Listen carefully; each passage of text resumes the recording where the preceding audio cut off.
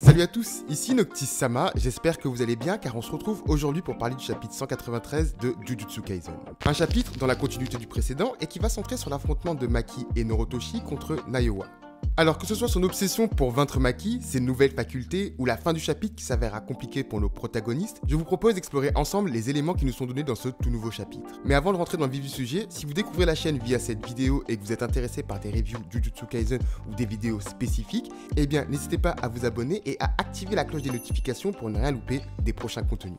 Bref, ceci étant dit, il est donc temps maintenant de nous plonger dans l'analyse de ce tout nouveau chapitre.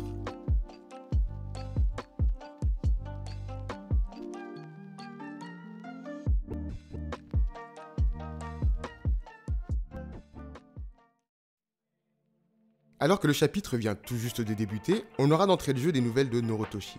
En effet, alors que ce dernier semblait avoir subi d'importants dégâts en recevant ce qui peut être qualifié d'un coup de poing par Naiōwa, ce dernier a bel et bien survécu et semble opérationnel. Cependant, cela ne relève pas du miracle. En effet, comme a pu l'expliquer l'exorciste dans ce chapitre, c'est bien grâce à sa manipulation du sang que ce dernier a pu éviter que son bras et sa tête soient dévastés par l'attaque du fléau, ce qui prouve encore une fois que la puissance de Naiōwa, c'est du sérieux. Et bien que Norotoshi a pu éviter la mort grâce à sa technique hématique, la puissance de leur ennemi est tellement terrifiante que ce dernier n'aura pas d'autre choix que d'avoir recours à l'élan des écailles. Technique spécifique du clan Kamo que nous avons pu découvrir au chapitre 43 lors de son duel contre Megumi, et également utilisée un peu plus tard par Chozo. La spécificité de cette technique, c'est qu'elle permet à son utilisateur de booster ses capacités en contrôlant sa température, son pouls et même ses globules blancs. Ainsi, c'est en utilisant encore une fois la manipulation des hématies que Norotoshi souhaite contrer les capacités hors normes de Naiōwa, et ce, en collaboration avec Maki. Cependant, malgré une belle tentative des deux exorcistes, leur duo se révélera moins efficace que dans le précédent chapitre, ce qui va d'ailleurs leur poser des difficultés dans la suite de l'affrontement. Alors avant de nous plonger dans le vif du sujet et d'aborder les capacités de Naiōwa ainsi que la fin de ce chapitre, je vous propose d'abord d'aborder un élément qui nous a été donné dans ce chapitre, à savoir la conscience du fléau. En effet, alors que Maki présentera leur adversaire comme la pire version de Naiōwa, ce dernier indiquera qu'il est en capacité de se présenter tout seul, ce qui amènera Norotoshi à s'interroger sur la capacité qu'aura l'exorciste devenu fléau à conserver sa conscience. En effet, c'est un élément qui a pu vous sauter aux yeux depuis quelques temps maintenant, sachant que les exemples qui prouvent que Naiōwa a conservé sa conscience sont plutôt nombreux.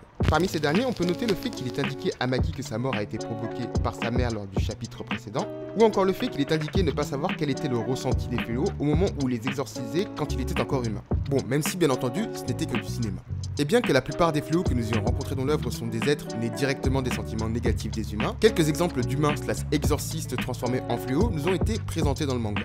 En effet, le premier exemple que j'ai à vous présenter et qui sera également abordé par Norotoshi, c'est le cas de Rika.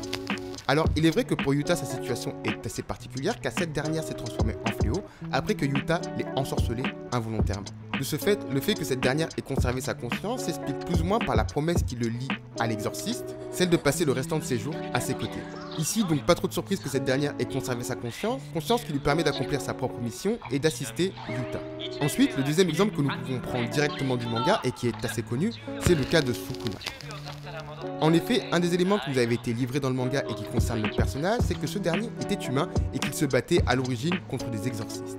Et bien qu'à ma connaissance, la manière dont ce dernier s'est transformé en fléau ne nous a pas été livrée dans le manga, on peut tout de même observer une certaine clairvoyance et une cohérence dans son comportement et dans les actions qu'il cherche à mener.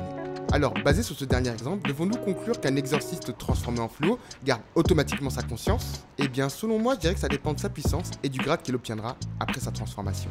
En effet, si je devais théoriser sur cette partie, je dirais que pour qu'un exorciste conserve sa conscience après sa transformation en fléau, eh bien ce dernier doit au moins atteindre le grade Est, catégorie considérée comme spéciale dans le monde de l'exorcisme. Et en constatant la puissance de Naiōwa et sa capacité à s'exprimer, on peut dire sans trop prendre de risque que ce dernier coche bien toutes les cases.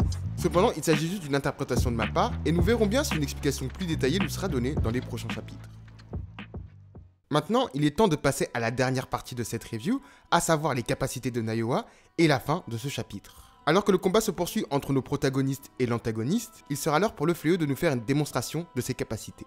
Naiōwa va réutiliser la technique de projection, technique héréditaire du clan Zenin qui permet de découper des mouvements 24 fois en une seconde. Et bien que nous ayons déjà vu le personnage utiliser cette technique lorsqu'il était encore humain, la version qui nous sera présentée dans ce chapitre sera légèrement différente. En effet, la variante utilisée par le fléau lui permet de figer l'air pendant une seconde et de créer une explosion en frappant l'espace avec un coup de poing. Une technique un peu plus gênante qui demandera sûrement à Maki et à Norotoshi de prendre un peu plus de précautions. Mais les capacités du fléau ne s'arrêtent pas là. En effet, alors que Naiwa sous sa forme précédente avait pu nous faire la démonstration de sa vitesse pouvant atteindre la vitesse du son, cette dernière sous sa nouvelle forme va atteindre des sommets encore plus vertigineux. En effet, alors que ce dernier semble, dans un premier temps, prendre ses distances de Maki et de Norotoshi, Naiwa va peu à peu prendre de la vitesse afin d'atteindre Mach 3. Et oui, c'est du sérieux. Et cette vitesse, il va réussir à l'atteindre en engendrant de l'air par son ouverture frontale, air qui sera propulsé violemment grâce à son énergie occulte. Et c'est donc en atteignant sa vitesse maximale que Naiwa va fendre sur son ennemi, technique qui sera malheureusement difficile à contrer. En effet, après que les deux exorcistes aient vu clair dans le jeu du fléau, Maki va tenter de contre-attaquer comme elle avait pu le faire avec Naiwa lors de son dernier affrontement. Et c'est vrai qu'avec une telle vitesse, il pourrait être difficile pour le fléau d'anticiper ou d'esquiver une éventuelle contre-attaque au dernier moment, un petit peu à l'image de la technique de projection. Et c'est malgré les préparatifs des deux exorcistes que Maki se fera faucher par Naiwa, une contre-attaque échouée mais qui aura au moins pour point bénéfique de permettre à la jeune femme d'évaluer la vitesse maximale de Naiwa. Maintenant, est-ce la fin pour le duo de l'école de Kyoto? Eh bien vous le sentez venir, mais bien entendu, je ne pense pas.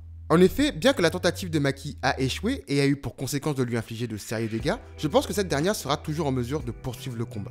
Alors bien entendu, pour se dégager, Maki aura sûrement besoin de l'aide de Norotoshi, et bien que ce dernier ait boosté ses capacités, eh bien je le vois mal faire face seul à un tel adversaire. Mais connaissant maintenant les capacités de leur adversaire, les deux exorcistes seront sûrement en mesure de mettre en place un plan pour contrer et renverser la situation. Maintenant, qu'en est-il d'une éventuelle nouvelle transformation pour Naiwa?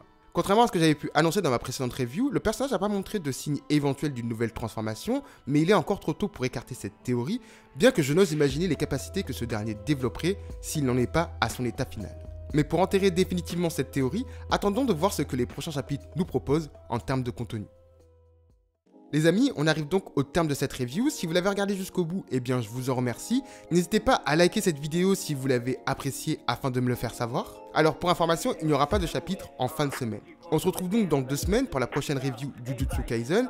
Et en attendant, je vais préparer une vidéo spécifique sur les motivations de Gojo.